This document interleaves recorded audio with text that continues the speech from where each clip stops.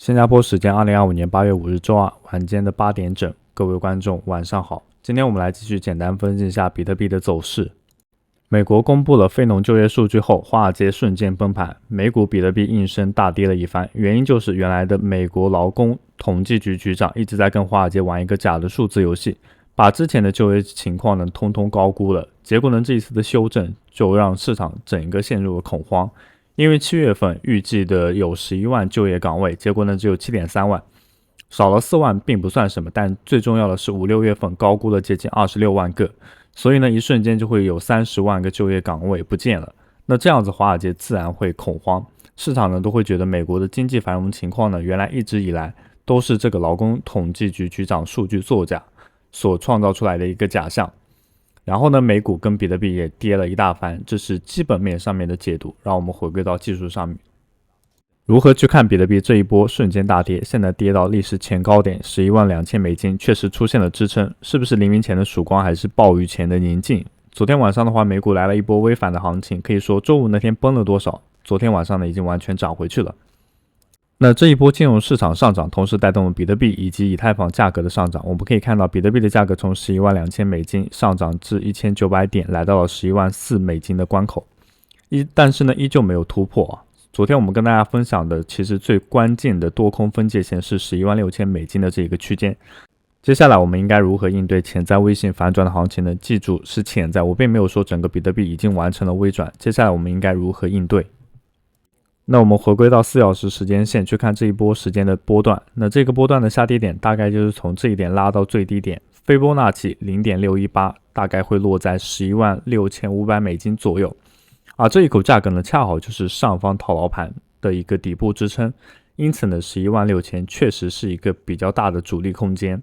下边缘呢就有一些比较好的多头防守支撑区呢，我认为会落在114000美金左右这一个价格。如果比特币的价格能守住，在这里画一个类似于 V 型，你可以看出慢慢收敛的时候呢，确实会有一个机会啊，直到往上突破趋势线。那如果我们现在用 K 线以外的 POC 去测量上方被套牢最多筹码区，可能是在118000左右这个区间。所以呢，如果比特币要重回多头的话，那上边的话还有一些阻力，重重各关的话要过，直到过了这一关之后呢，我们才比较乐观的去看比特币有机会突破历史的新高。然后我们看一下下方量能的变化，我们只看红色的，不要看绿色的。红色量能变化整体来看的话是一个逐渐收缩的过程，所以短期内呢，如果它空头的量能在下跌过程中触及到 0.382 的斐波那契的位置，那么它大概率会继续往下走，也就是到下一个目标点位。下一个做空的目标点位差不多是在11万左右的样子，但是它没有。如果它没有的话，那么 0.382 这就是一个很强的支撑位。那我用比较能听得懂的话，就是一个非常强的支撑位，并且它确实是在这里稍微停留了很长一段时间，然后就开始反弹，最高反弹的话是去到了115700，那也是在今天凌晨的时候，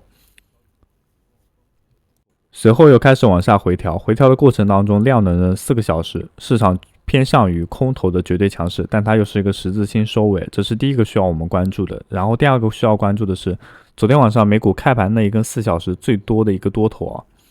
那在这段时间当中看起来好像是出类拔萃的，但实际上它比较弱，无论你放在什么级别它都是很弱的。那这种级别的一个量能的话是完全不需要去在意它的权重的。那基于这样一个分析，它会不断往113000这个样子去靠，但同样目前是完全没有任何预兆它会出现那种瀑布的。接下来就是进入震荡行情之后，我们都会建议大家降低你的仓位啊，因为来来回回震其实会磨损你的本金的。更多的时候呢，你可以把仓位减少，拿住一个单子，并且尝试等待它，让它走一段距离之后呢，我们再去操作这一个仓位。其次呢，我觉得像这些关键性的点位啊，特别像这一个上升通道、斐波那契指数，那之前我都有分享，在我们的交易指标平台，通过你的 OKX 进行登录，可以找到这些相关的关键点位。然后呢，根据关键点位上去开一些单。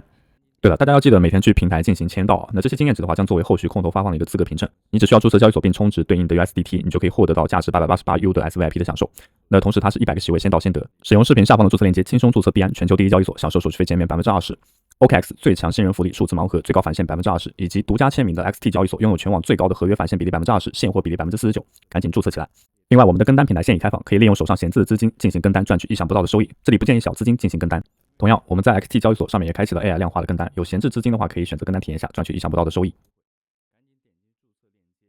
不过如此行情下，不建议开单开市仓位，我们应该保留好自己的子弹，为后续的战斗做好准备。那同时呢，大家也可以看到，在今天13小时之前有宣布沉睡14.5年的持有3963枚的 BTC 巨鲸转移了108枚 BTC， 所以呢，这个巨鲸抛售的消息呢，也会一定程度上影响比特币的价格。隔壁的以太坊也是危机重创，最近以太坊链上出现了一个非常诡异的数据超过68万枚 ETH 正在排队解除质押，平均等待的时间长达11天，这是有史以来最大的单次解锁规模，没有之一这意味着11天之后呢，市场将会迎来超过23亿美元的潜在抛压。如果你把这个体量换算成为比特币市值占比等同于比特币被砸盘这种级别的压力虽然的话还有11天，但是必须要承认，这是 ETH 的最后窗口期。接下来的呢，是冲上4000刀，还是再跳水，还是直接进入释放期，很快就会见到分晓。那其实也不难发现从7月中旬开始呢，净质押量就会在持续下降。我现在讲的是 ETH 不是比特币了。早期质押者呢决定解锁和卖出。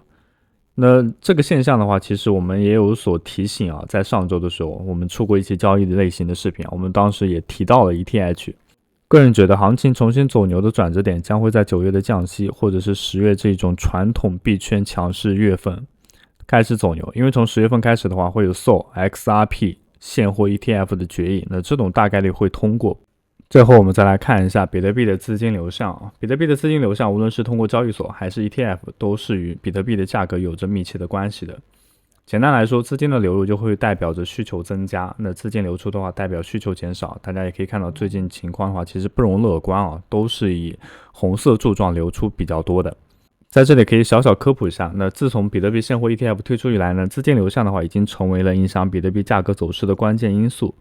资金流入的话，当大量资金流入 ETF， 意味着有更多投资者，尤其是机构投资者，可以通过这种受监管的方式购买比特币。